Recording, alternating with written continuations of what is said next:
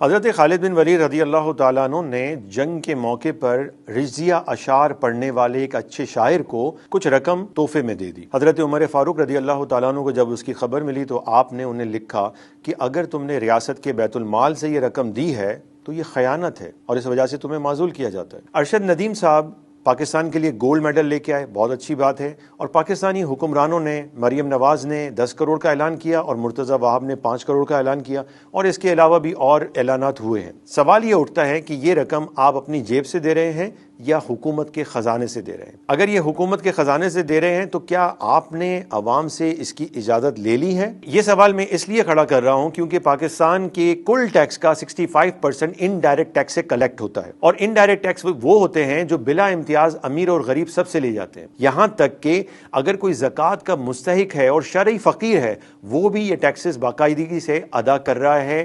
جب بھی وہ کوئی چیز خریدتا ہے تو وہ ٹیکس دے رہا ہوتا ہے۔ تو کیا آپ نے ان تمام غریبوں سے اس کی اجازت لے لی ہے؟